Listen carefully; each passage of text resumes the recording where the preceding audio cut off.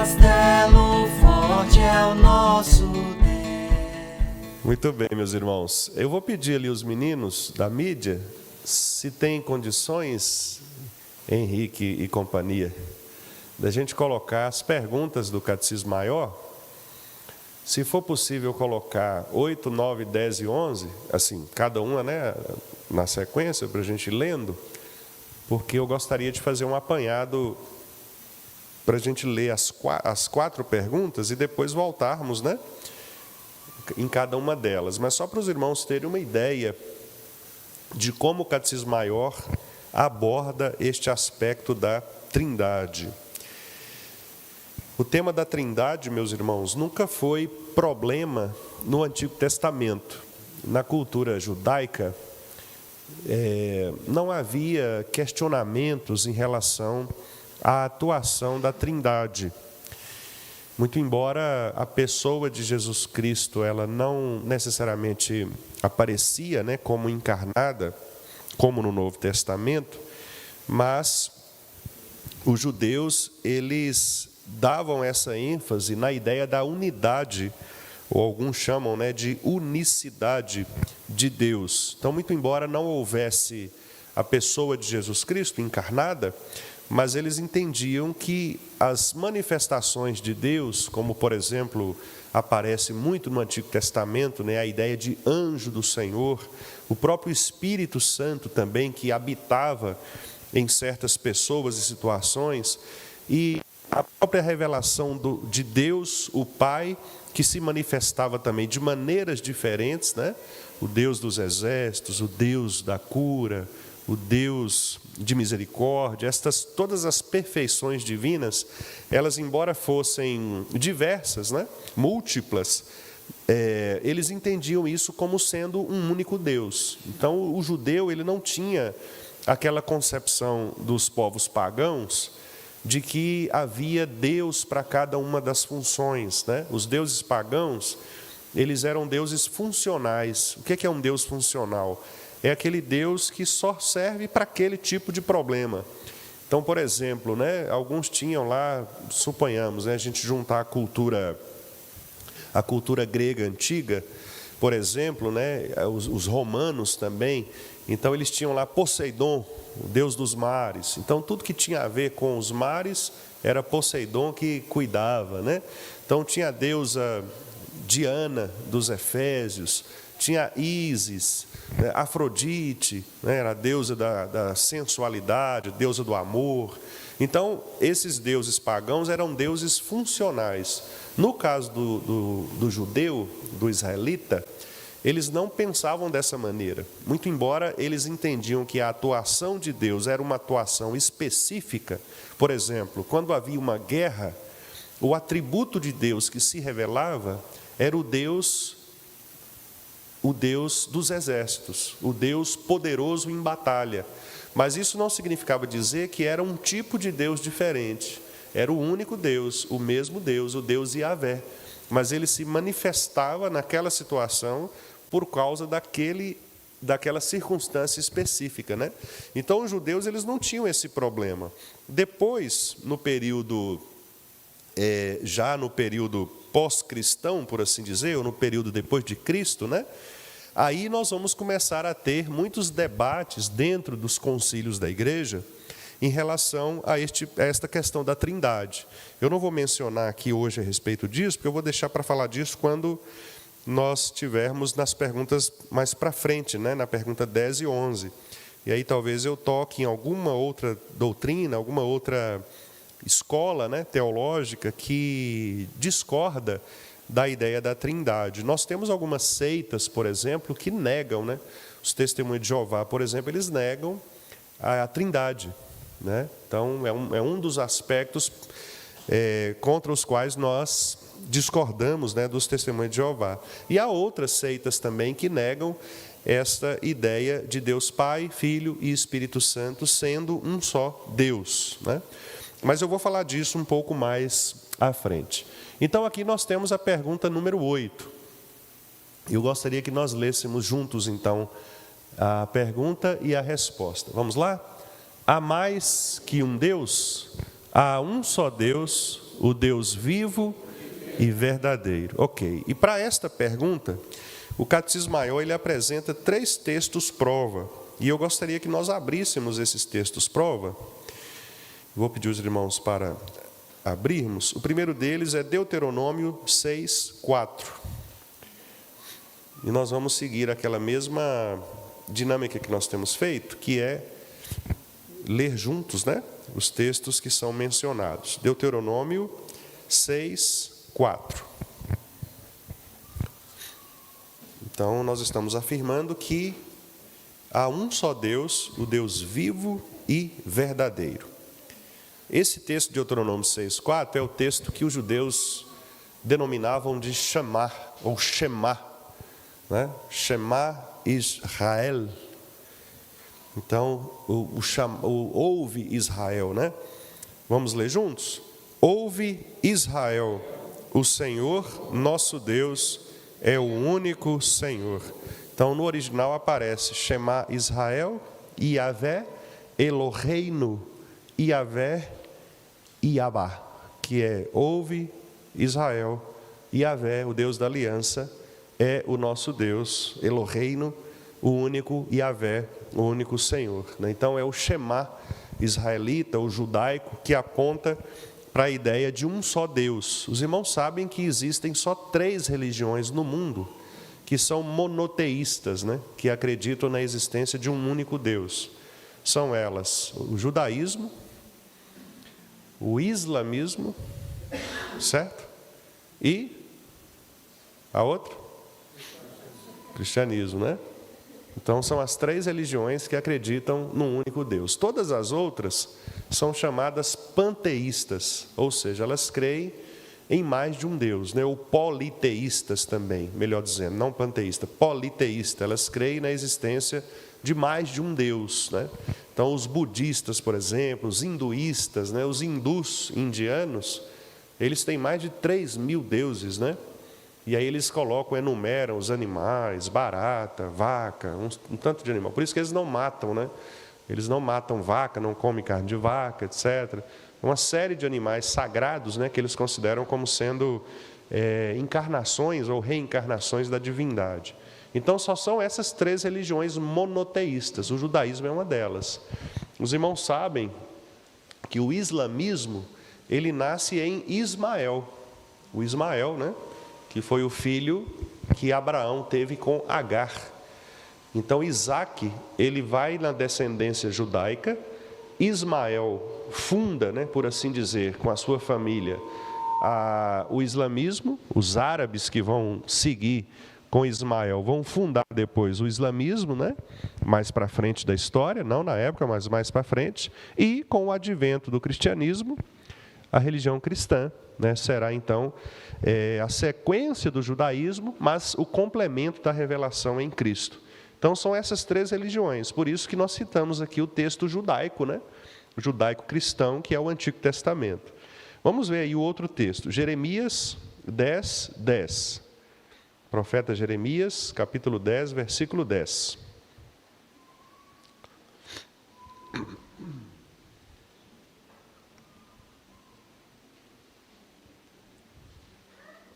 Jeremias 10:10.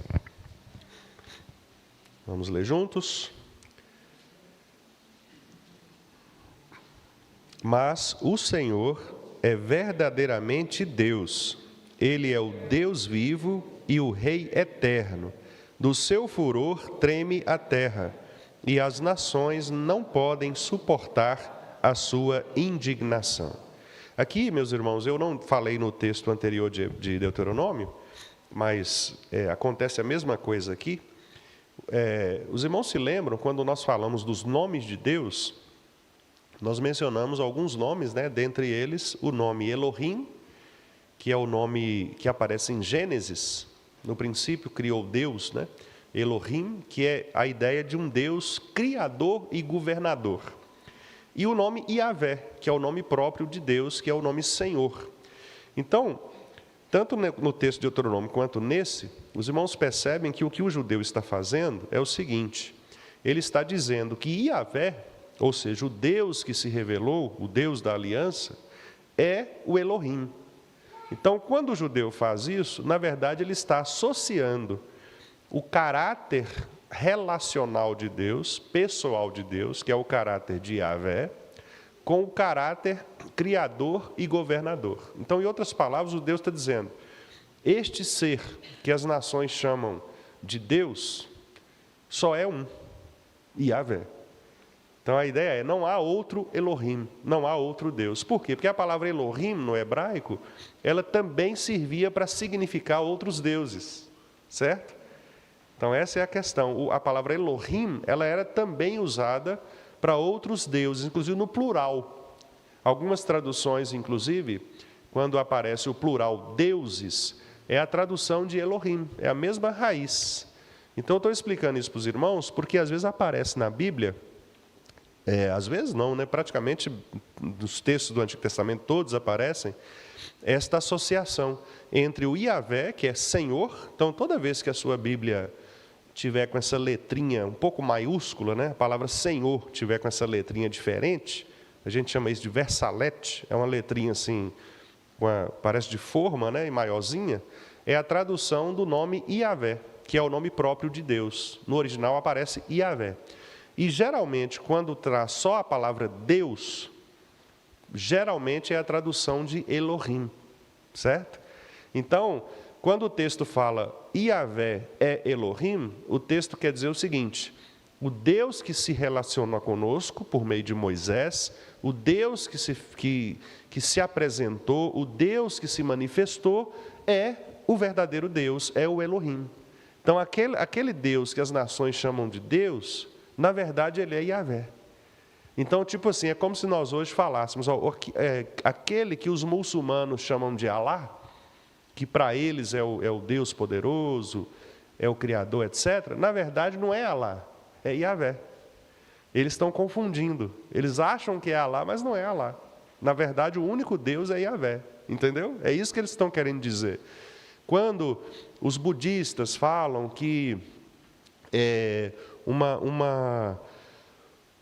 um espírito iluminado pode ser a emanação de um Deus, na verdade não existe isso, né? Existe só um Deus. Então é como se Israel estivesse comparando as culturas pagãs que denominavam as divindades, né, pelos nomes que eles queriam, como eu disse para vocês, nomes funcionais. O judeu está dizendo, na verdade, só há um Elohim, só há um Deus, né? Então, por isso aparece aqui, e por isso eu estou chamando a atenção dos irmãos. O Senhor é verdadeiramente Deus. Então, em outras palavras, Yahvé é Elohim, Yahvé é o Criador, Yahvé é o governador. E ele diz aí, né, é o Elohim vivo. Então, quer dizer, não é um Deus criado pela imaginação humana e inativo. Aliás, esse é um aspecto da Trindade que nós vamos ver. É a questão da atividade da Trindade, né, que os teólogos costumavam aplicar a ideia de essência, né, que é a ideia de ser. Então, por exemplo, quando o nome próprio de Deus, ele traz dentro do seu conteúdo a ideia de ser, que aliás é o verbo ser, né? No hebraico, Yahvé é a tradução, na verdade a raiz de Yahvé é a raiz do verbo ser. Por quê? Porque quando Deus disse para Moisés assim, eu sou, o que Deus estava querendo dizer é que Ele é o que Ele é. Ou seja, Deus é essencialmente aquilo que Ele se revela. Ele não é outro. Ele não pode ser confundido com outra pessoa, com outro ser. Ele é o que é, né? Então, por isso, a ideia do verbo ser. A ideia de Yahvé, eu sou, né? Vamos lá para o terceiro texto, 1 Coríntios 8, 4.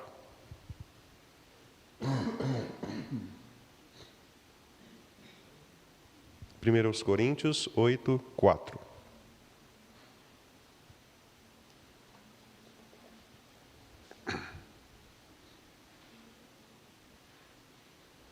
Aqui já estamos no Novo Testamento, portanto, a palavra que é utilizada aqui,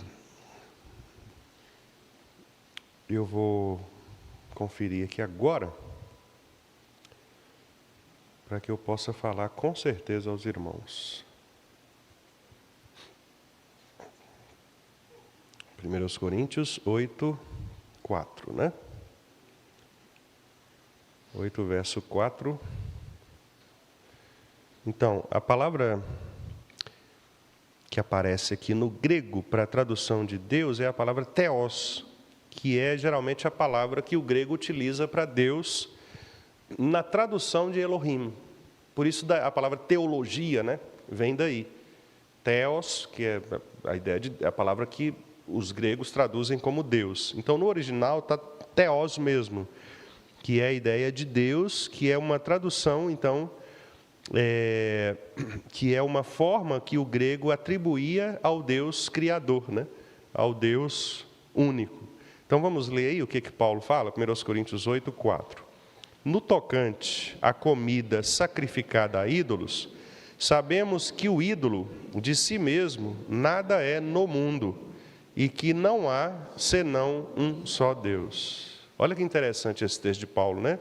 Quando Paulo fala que não há ídolo, que o ídolo de si mesmo, ele não existe no mundo, isso é muito interessante, porque a ideia de Paulo é que o ídolo, ele é uma criação do coração humano. Ele não, vou explicar de outro jeito. Quando nós falamos que uma coisa, ela é um ídolo, e quando nós representamos esse ídolo por meio, por exemplo, de uma imagem, o que nós estamos fazendo? Na verdade, aquela imagem que nós estamos ali fisicamente, né, materialmente representando ou chamando de um Deus, na verdade não é nada.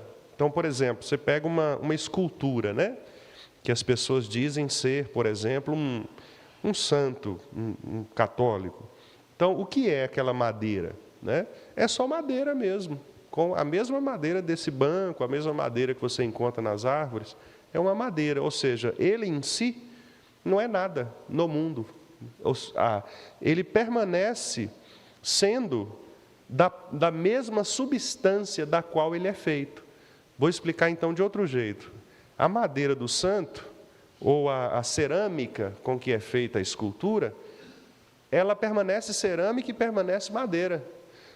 Aquilo ali não tem poder de se transformar noutra substância. É isso. Vai continuar sendo, tanto que se ela cair, ela quebra, né? Exatamente por isso, porque quer dizer, ela não tem o poder interior, intrínseco, né? O poder nela de ser algo diferente do que ela é. Então Paulo fala assim, ó, o ídolo, ele nada mais é do que uma ideia que as pessoas produzem. No mundo ele não é nada. Quer dizer, ele permanece sendo o objeto que ele é. Madeira, cerâmica, o que quer que seja. Por quê? Porque, na verdade, diz Paulo, né, só há um Deus. O Deus mesmo, que pode ser considerado Deus, é um só, que é o Theos, né? Então, Paulo diz aqui, ele usa a expressão aqui, eidolon, quer dizer, que é um ídolo, né? E ele fala aqui que esse ídolo, ele não representa nada. Ele não representa nada, né? Ele não pode ser conhecido no mundo, porque realmente ele é uma projeção da mente humana. Olha que interessante, né? Então, por isso que a idolatria é um grave pecado contra Deus, porque a idolatria é alguém colocar os atributos que pertencem somente a Deus em algo que não existe. Veja só como que é agressivo a Deus. É a pessoa, você inventa né? Você inventa algo, projeta algo e coloca nesse algo que não existe atributos que só pertencem a Deus. E por isso o problema da idolatria. Você cria no seu coração uma solução inexistente. Você confia em algo que não existe. Por isso a idolatria é um grave pecado, né? Porque você deposita sua fé, sua confiança, como muitas pessoas fazem, em algo que não existe. A gente me lembrei aqui do Salmo 115, né? O salmista diz exatamente isso, né? Ele fala assim, ó, tem boca e não falam, tem nariz e não cheiram, ouvido e não ouvem. Quer dizer, não são nada, né? Porque eles são apenas ideias, são projeções das pessoas, mas eles não existem de fato. Então é você colocar em algo que não existe sua confiança. Muito bem, meus irmãos, então esses são os 3 textos da pergunta 8. que, como nós vimos, né, há mais de um Deus, vamos falar? Há um só Deus, o Deus vivo e verdadeiro. Vamos ver agora a pergunta 9. Dá para projetar aí, Caio? A 9, por favor? Isso, já está aí. Ó. Vamos ler então, meus irmãos? Quantas pessoas há na divindade? Há 3 pessoas na divindade: o Pai, o Filho e o Espírito Santo. Estas 3 pessoas são um só Deus, verdadeiro e eterno, da mesma substância, iguais em poder e glória, embora distintas pelas suas propriedades pessoais. Muito bem, aqui a coisa começa a ficar um pouco mais difícil, né? Complexa, né? De ser explicada. Porque, naturalmente, nós agora temos alguns termos que são termos teológicos e filosóficos, como, por exemplo, o termo substância, né? E também a ideia de propriedades pessoais. Então, são 2 termos aqui que nós vamos analisar, não hoje, porque nós vamos depois tratar, né, de maneira mais específica, mas nós vamos analisar esses termos. Por quê? Porque esses termos são fundamentais para a gente entender a doutrina da Trindade. O que a pergunta 9 está dizendo é o seguinte, que, reparem, né, aí está dizendo o seguinte, essas 3 pessoas, e por isso que nós vamos tratar depois das chamadas propriedades pessoais, porque cada uma delas tem suas propriedades pessoais. Olha que interessante, né? Ali diz assim, no finalzinho, embora distintas em quê? Em suas propriedades pessoais. Mas elas são, as 3 pessoas, um único Deus, verdadeiro e eterno, da mesma substância. Então, é isso que nós vamos tratar, né? Para tentarmos explicar o porquê as pessoas têm tanta dificuldade de entender Pai, Filho e Espírito Santo como sendo um Deus que subsiste em 3 pessoas, Pai, Filho e Espírito Santo. Antes da gente explicar, eu gostaria então que nós lêssemos também os textos que são indicados aqui pelo Catecismo. São 4 textos. O primeiro deles é Mateus, capítulo 3, versículos 16 e 17. Mateus 3, 16 e 17. É o texto que trata do batismo de Jesus. E aqui nós vamos ver as 3 pessoas da Trindade, Pai, Filho e Espírito Santo, atuando num mesmo evento. Certo? Então, embora a palavra Trindade não apareça na Bíblia, não há a palavra Trindade, nem no Antigo, nem no Novo Testamento. Embora não apareça a palavra, aparece a ideia. Então, a palavra Trindade é uma palavra teológica, ou seja, ela foi criada pelos teólogos para explicar esse movimento que existe em Deus, né? Deus Pai, Filho e Espírito Santo. Então, você não vai achar na Bíblia, não adianta procurar numa chave bíblica, né? numa concordância bíblica, a palavra Trindade, porque você não vai achar. Não há correspondente, nem no hebraico, nem no grego, para esta palavra. O que nós temos são textos que mostram a atuação do Pai, do Filho e do Espírito Santo em eventos únicos, como esse caso aqui. Jesus está sendo batizado, né? E aí nós lemos lá. Vamos lá? Mateus 3, 16 e 17. Batizado Jesus, saiu logo da água, e eis que se lhe abriram os céus, e viu o Espírito de Deus descendo como pomba, vindo sobre ele. E eis uma voz dos céus que dizia: Este é o meu Filho amado, em quem me comprazo. Então aqui nós temos Jesus, que é quem está sendo batizado, né? Então a segunda pessoa da Trindade, o Filho. Nós temos o Espírito Santo, que por ser Espírito não é visível, por isso que o texto diz como pomba. Ele não é pomba, né? Ele desceu como, parecido, em forma de. Porque a ideia é que na pronúncia da palavra do Pai, que é a que está no versículo 17, então o Espírito desce sobre ele. Alguns discutem que talvez tenha de fato, né, descido uma ave, descido uma pomba, e aí o evangelista faz a referência àquele pássaro, né? Os pássaros sobrevoam, e naquele movimento de descida. Então, talvez uma associação a esse movimento, mas longe, né, de qualquer tipo de limitação do espírito ao animal pomba. Por isso, inclusive, que o nosso Supremo Concílio, né, voltou atrás na sarça da IPB, aquela sarça que tinha uma pomba descendo, né? O Supremo, então, retirou aquela pomba por entender que o desenho da pomba feriria o segundo mandamento, que é fazer imagem das pessoas da Trindade, né? Não farás imagem, etc. Então, aí, hoje não tem mais, o símbolo é só a sarça, não tem mais aquele desenhozinho da pomba descendo. Então, o Espírito Santo, ele desce como pomba, no movimento de pomba. Então, isso é uma metáfora, né? Uma comparação que o texto faz para o Espírito de Deus, terceira pessoa, e o Pai que aparece no versículo 17. Por que nós sabemos que é o Pai? Porque a voz diz, este é meu filho. Certo? E quem tem filho é pai, né? Então, o Pai, o Filho e o Espírito Santo juntos num mesmo evento, nesse caso, para selar o ministério de Jesus Cristo. Ok? Vamos ver Mateus 28, 19.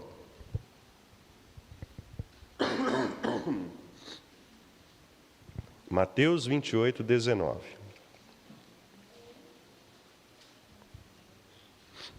Esse é o texto da chamada Grande Comissão, né?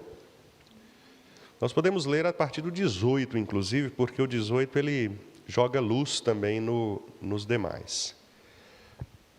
Vamos ler Mateus 28, 18, 19 e 20. Vamos lá? Jesus, aproximando-se, falou-lhes, dizendo: toda a autoridade me foi dada no céu e na terra.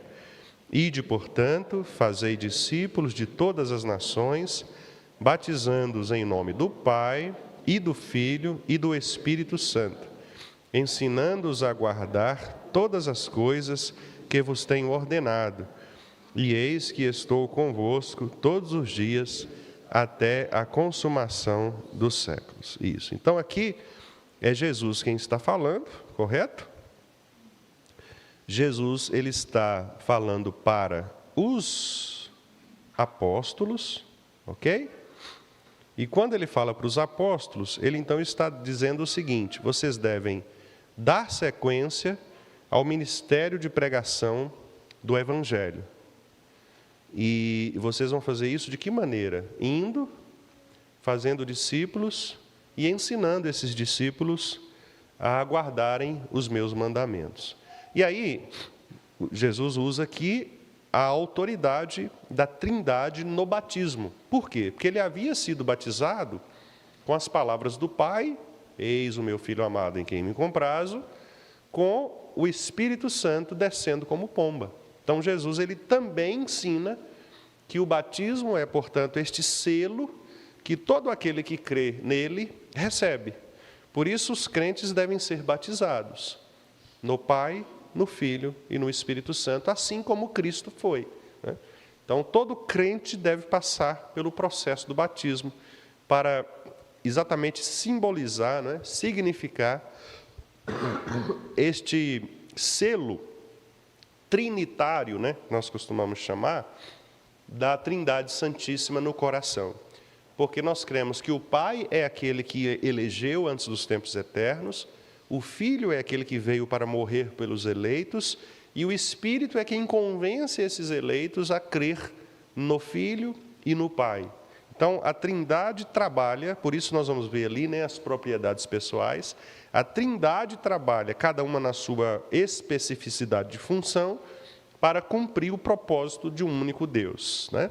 Então, aqui a gente tem essa autoridade que é dada a Jesus pelo Pai, para que ele possa, por esta autoridade, também dar aos seus discípulos, para que eles possam ensinar todas as coisas, né, que ele tem ordenado. E um detalhe interessante aqui, meus irmãos, o grego, ele tem uma expressão que geralmente é utilizada para junção de frases, que são frases que a gente chama na língua portuguesa de coordenadas, né? Que é a expressão cai. E eu estou conferindo aqui porque é exatamente isso que aparece. Aparece a expressão cai no grego é o e, é o nosso e.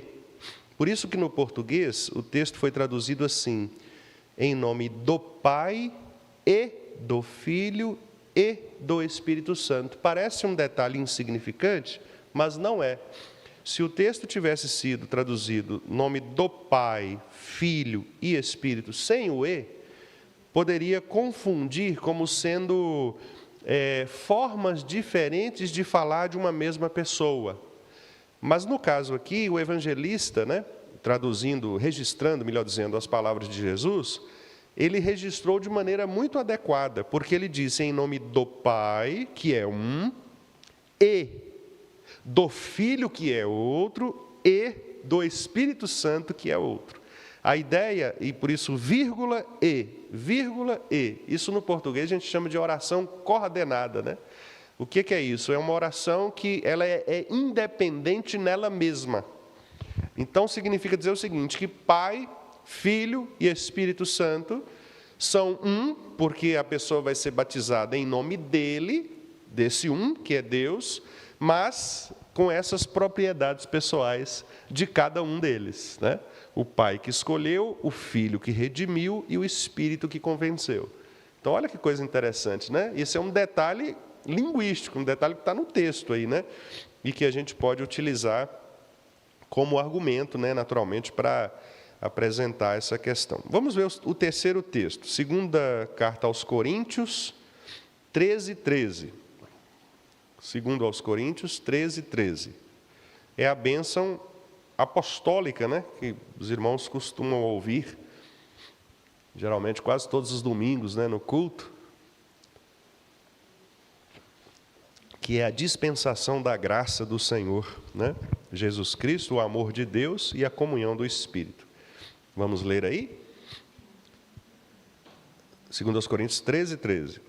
A graça do Senhor Jesus Cristo e o amor de Deus e a comunhão do Espírito Santo sejam com todos vós. Amém, né?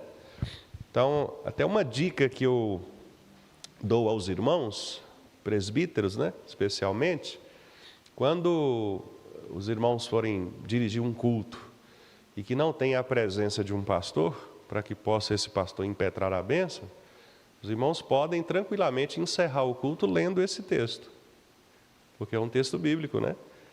Então não se preocupem, não. Embora os irmãos não vão proferir a bênção como ministro do Evangelho, mas os irmãos podem pedir à igreja para abrir o texto e todos leem. Por quê? Porque é um texto para a igreja, né? Não é uma distinção do apóstolo, é uma palavra apostólica, mas para a igreja. Então os irmãos podem naturalmente na liturgia ler, né, este texto como sendo um texto de despedida, clamando, né, sobre a igreja a graça do Senhor Jesus, o amor de Deus e a comunhão do Espírito Santo, né? Só um parêntese aí, porque às vezes alguns irmãos ficam... porque a gente tem o costume, né, de só o pastor impetrar a bênção, então a gente acha que não poderia fazer isso, né? Então, eu estou sugerindo que, embora você não vá impetrar com a autoridade do ministro, mas você pode ler o texto, né? Não há nenhum problema, é um texto bíblico, e a igreja deve ler, sim, né, como oração ao Senhor. Então, irmãos, quer dizer, claramente, né, Paulo diz a graça, o amor e a comunhão. 3 aspectos, e isso envolve as propriedades pessoais. Quer dizer, significa que Deus, Pai, não é gracioso? Não, claro que não. Mas a graça do Pai, ela é especialmente revelada onde? No Filho, em Jesus. Não é assim? Então, por isso que Paulo diz a graça do Senhor Jesus Cristo. Quer dizer, embora o Filho seja da mesma substância do Pai, a graça ela é mais evidente por causa da pessoa de Cristo. A comunhão do Espírito. O que gera comunhão entre os crentes? Quem gera? O Espírito Santo. Porque, por exemplo, nós ao participarmos da ceia do Senhor, o que é que nós afirmamos? Que embora os elementos sejam físicos, né, o pão e o vinho, eles são o quê? São símbolos espirituais, né? É a presença espiritual. Olha o Espírito aí. Então, quando nós participamos da ceia do Senhor, quem nós estamos evidenciando ali na verdade? Nós estamos evidenciando o sacrifício de Jesus Cristo, mas nós recebemos isto pelo Espírito Santo. Por isso, Paulo escolheu a palavra comunhão aqui para se referir ao Espírito Santo. O Pai não tem comunhão ou não gera comunhão? Claro que gera, né? Claro que gera. Mas a comunhão ela é mais própria do Espírito Santo. É o Espírito que cria esse momento de comunhão, porque a comunhão é espiritual. Comunhão não é algo físico. Aliás, me permita fazer um parênteses. Uma nota de rodapé, né? Alguns irmãos confundem comunhão com agremiação, associação, confraternização. São coisas distintas. Confraternização, associação, essas coisas são muito boas. É bom demais a gente, por exemplo, reunir a igreja para os jovens, né, reunirem para fazer um churrasco, saírem para comer uma pizza, ter uma reunião na igreja para conversar, né? Ao PH, fazer um café na casa de um irmão fulano, a SAF promover uma reunião departamental. Mas isso aí não é necessariamente comunhão. Isso aí é confraternização, associação, amizade. O mundo faz essas coisas, certo? Existem associações do mundo que fazem essas coisas, que tem festa, os funcionários de uma empresa, tem empresa que faz festa todo final de semana, com os funcionários, né? Chega no final do ano, faz festa de confraternização, distribui presentes. Isso, a associação humana, física, ela não é específica do povo de Deus. Isso aí é confraternização. É ruim? Claro que não, é ótimo. Mas não é comunhão como a Bíblia coloca. O que é comunhão, então, como a Bíblia coloca? É a unidade do povo de Deus em torno da pessoa de Jesus Cristo. Então, a verdadeira comunhão qual é? É aquela que nós praticamos e usufruímos quando nós estamos reunidos como povo do Senhor, como igreja do Senhor. E o momento de comunhão mais específico é a ceia do Senhor. O culto público e a ceia do Senhor. Por quê? Porque é na ceia, como eu acabei de dizer, que nós nos reunimos em torno da mesa do nosso Senhor Jesus Cristo.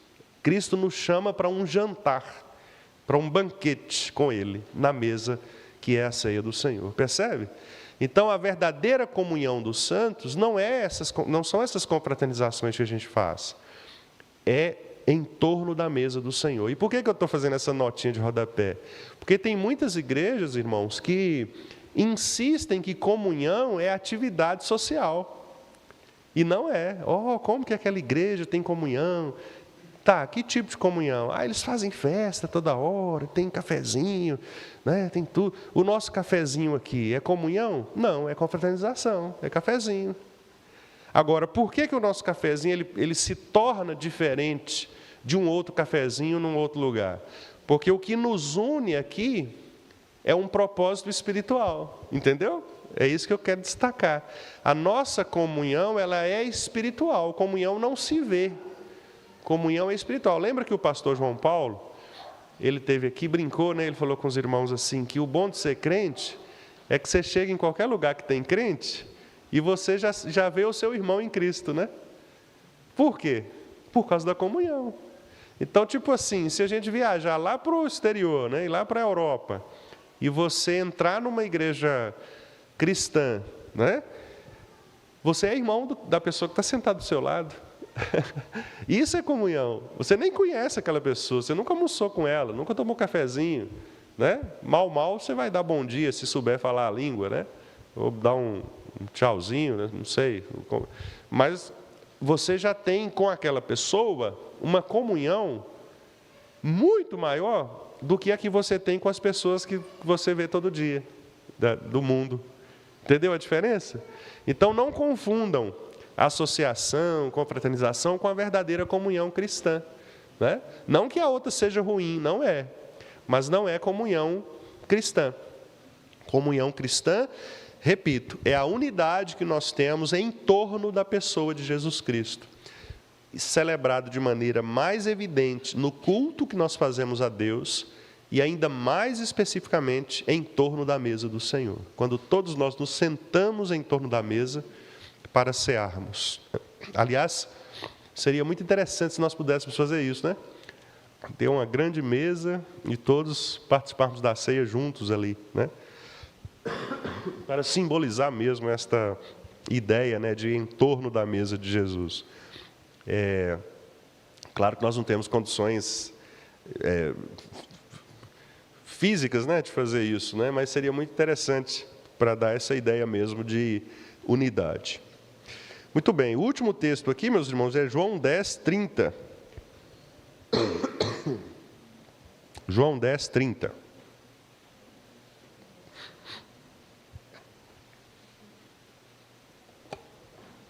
João 10, 30.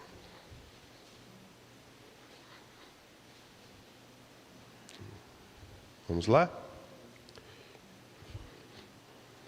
Esse aí não tem nem como errar, né, na interpretação, né? O que Jesus diz aí? Eu e o Pai somos um. Pronto, não tem como. O próprio Jesus está dizendo, né? Nós somos um. Ou seja, embora nós tenhamos propriedades pessoais distintas, nós somos um em substância. Vamos passar agora para as perguntas 10 e 11, Caio, por favor. Na 10, irmãos, e na 11, nós vamos apenas ler. Nós não vamos ler os textos, não, porque o nosso horário não vai permitir eu fazer esses comentários, então eu não quero correr, né, aqui nessa ideia. Mas vamos ler, então, a pergunta e a resposta. Quais são as propriedades pessoais das três pessoas da divindade?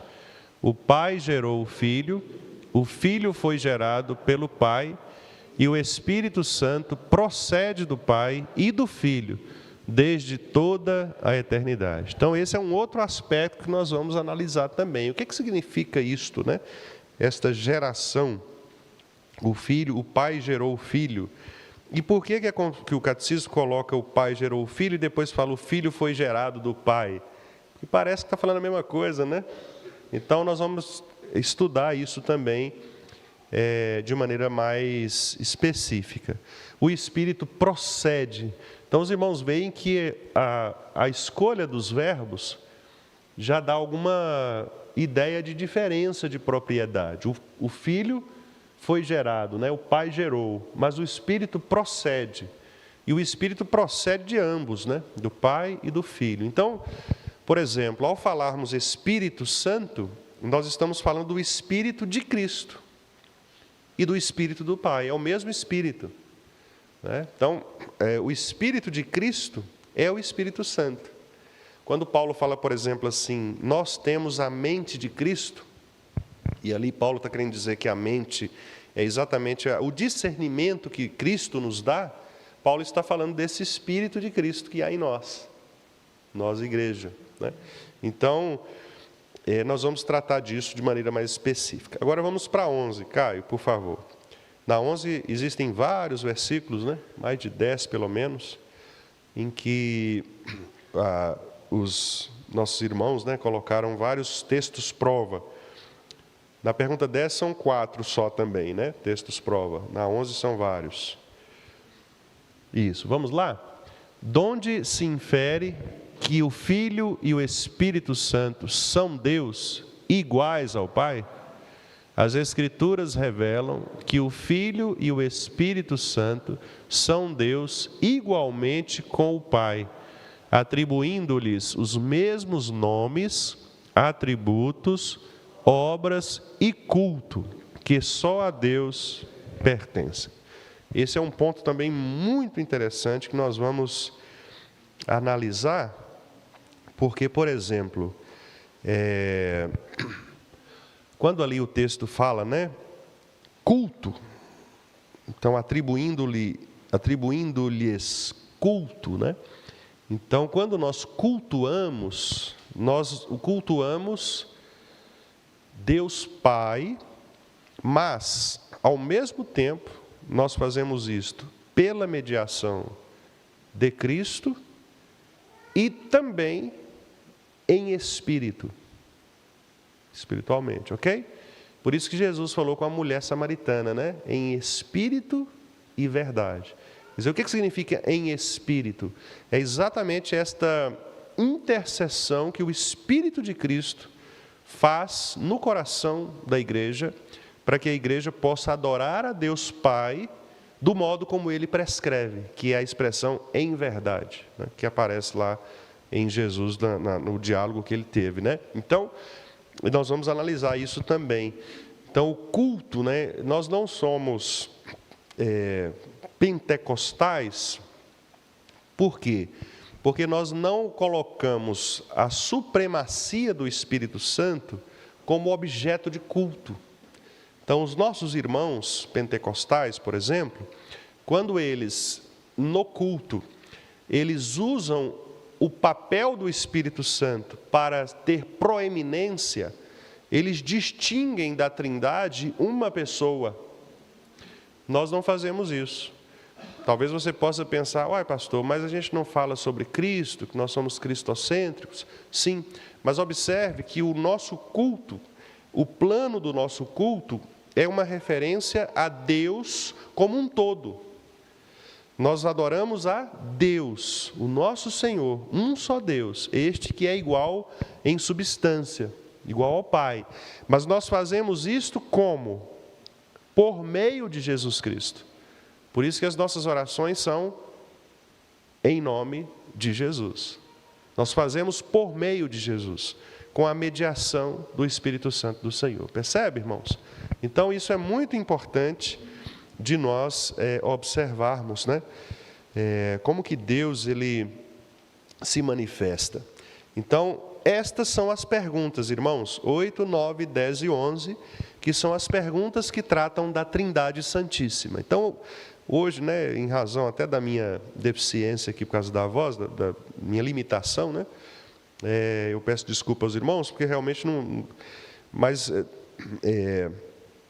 que nós vamos fazer nas próximas quintas-feiras com a graça de Deus? Nós vamos analisar cada uma destas perguntas. A 8 e a 9, nós vamos tratá-las juntas, né? Porque a 8 é só a afirmação de que há um Deus. Nós já falamos sobre isso. Mas na 9, nós vamos tentar explicar a ideia de substância, o que significa substância, né?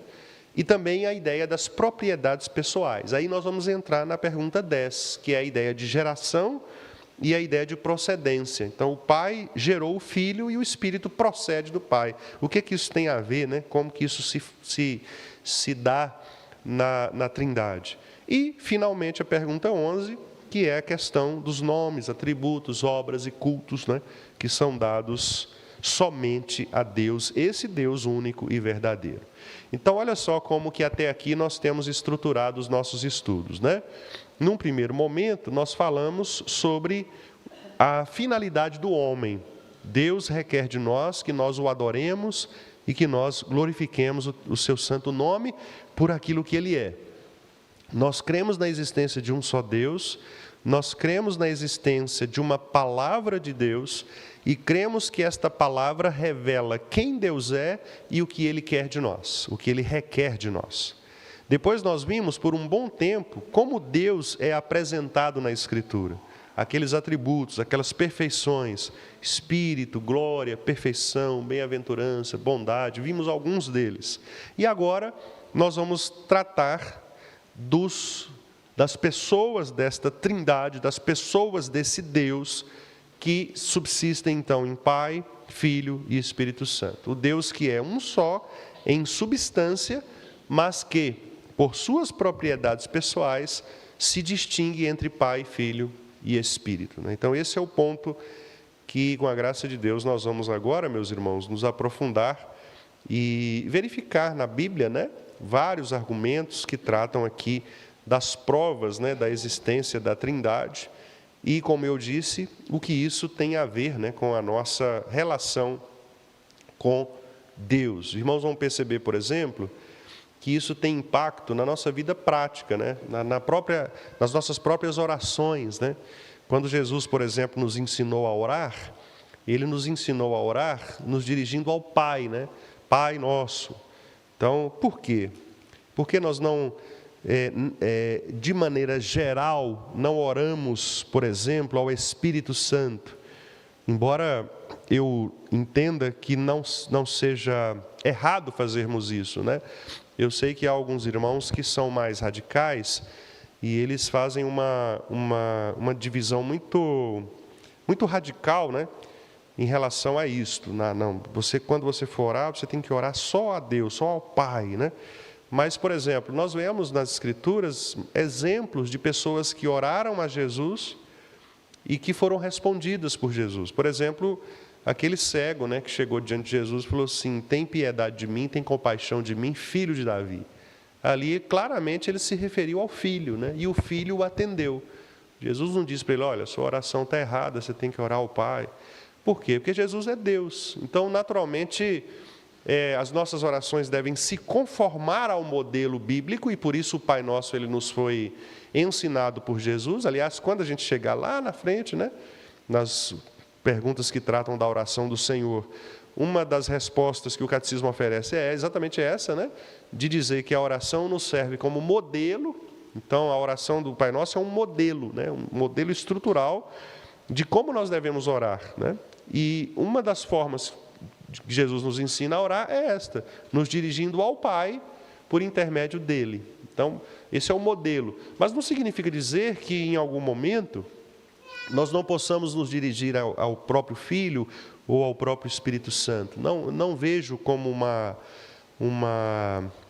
um erro, né, fazer esse tipo de oração. Por quê? Porque nós estamos diante da Trindade Santíssima. Então, muito embora, né, eles tenham funções distintas, nós estamos diante de um único Deus. E certamente Ele nos ouvirá, mesmo com a falência das nossas orações, né? Por isso Paulo chegou a dizer, né, o Espírito Santo ele traduz, né, com gemidos inexprimíveis as nossas orações, porque nós não sabemos orar como convém, né? E de fato é assim. Por melhor que seja a nossa oração, nós nunca conseguiremos orar como convém, porque os nossos corações, né, nós vimos isso aqui na Semana Teológica, os nossos corações são enganosos e nós vamos pedir coisas que realmente não deveriam ser pedidas. Tiago fala isso, né? Vocês pedem errado e por isso vocês não recebem, porque o coração de vocês está inclinado para coisas que são passageiras, são coisas deste mundo, né? Quando na verdade a gente deveria pedir pelas coisas que são eternas, né? Então, meus irmãos, esta é a introdução e eu quero então convidar todo mundo aqui, né, para continuar presente, vindo, né, nos estudos, porque nós vamos agora, pelo menos nas próximas 2 ou 3 quintas-feiras, tratarmos de maneira mais específica do tema da Trindade. Então, se você tem dúvida aí a respeito disso, já vá anotando, traga, né, para a gente, a partir da próxima quinta-feira, já discutir a respeito disso. Como eu falei, né, tem algumas seitas, inclusive, que negam a Trindade. Eu vou apresentar para os irmãos alguns desses argumentos aqui, até para que a gente fique também vacinado, né, contra essas pessoas que de vez em quando batem na porta da gente, distribuindo folheto, né, e aí a gente saber o que responder, porque muito embora pareça que elas creiam, mas elas não creem, né, na Trindade como nós cremos, como a Bíblia nos revela, ok?